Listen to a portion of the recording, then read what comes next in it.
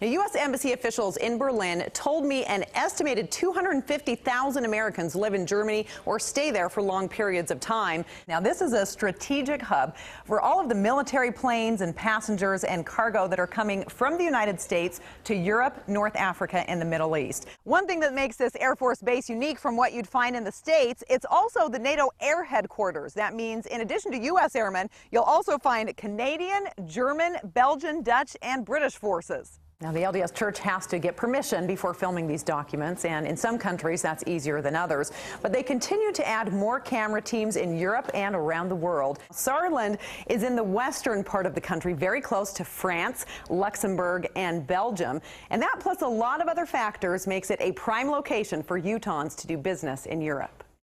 People here going elsewhere. They are. They're going abroad, and it depends on the country. A lot of countries are in recession themselves, but not Germany, and many Americans are finding jobs there. Now, U.S. Embassy officials in Berlin told me an estimated 250,000 Americans live in Germany or stay there for long periods of time.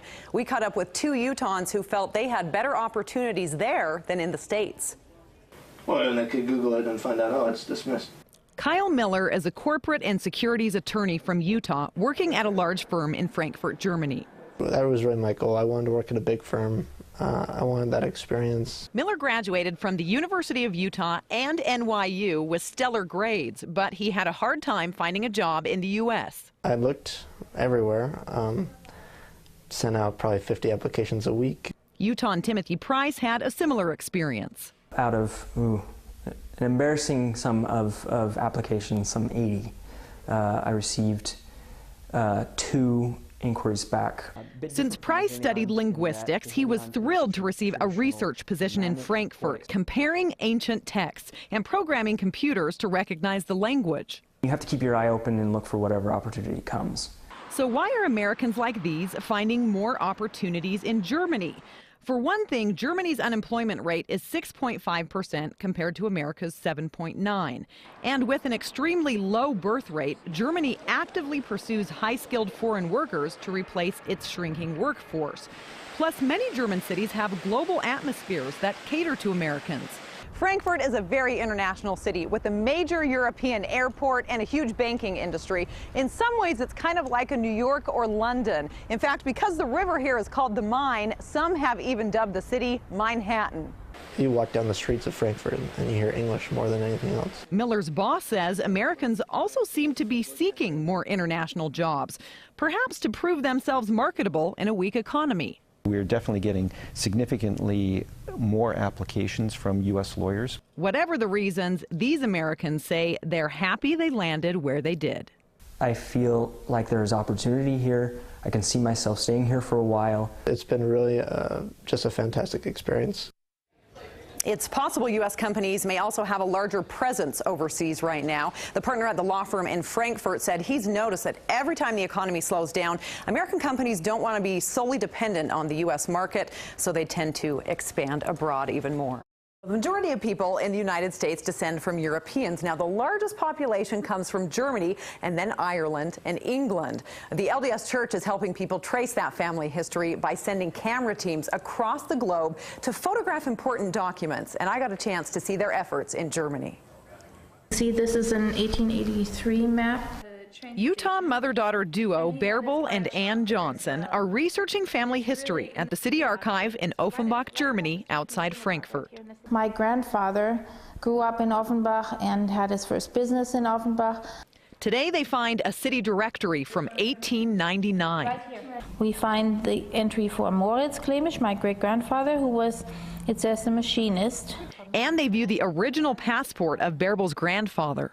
That's the first time that I'd ever seen a picture of my grandfather. Finding these records is exciting, but not everyone gets to peruse family documents in foreign archives. We enable people to make searches for family history. Enter the LDS Church. It sponsors a nonprofit family history organization called Family Search, which boasts the largest collection of family history records in the world. I think that must be the parents. I'll have to ask Brooke. Utah couple Virginia and Carl GOECKERITZ are combing through church microfilm records near Frankfurt. I'm looking for birth date of an ancestor that was married, but we need to find birth dates. Soon they may be able to do that from home. This year, Family Search employees will post 320 million of their microfilm images online, and they are gathering new digital images. David Shopperl is one of 200 camera teams taking pictures in 45 different countries, going into churches and archives to photograph birth and death registers. Some Jewish records, some immigration records, and right now we see here behind me in the boxes wills and testaments. It's about 3,000 images can be done a day. Those images are then sent to Salt Lake City, and within a month, the records are published on FamilySearch.org. Recently, the 1940 census was released with new images for people, 3.8 million images. That sounds like a lot, but compare that to the LDS Church. This year, they will release 80 million new images that people will eventually have access to. That means when families get a chance to visit the country of their ancestry, they can now spend more time exploring. To think that I'm actually in Offenbach with my child was a really cool thing. The Johnsons admire the city artwork of Anne's grandfather. Isn't that cool? No, I love it. That's what I loved about today, is it brings history closer to where I am, and it also kind of solidifies who I am. Now, the LDS Church has to get permission before filming these documents, and in some countries that's easier than others. But they continue to add more camera teams in Europe and around the world. Once the images are posted on FamilySearch.org, people can browse them for free, and there are a lot of people doing that.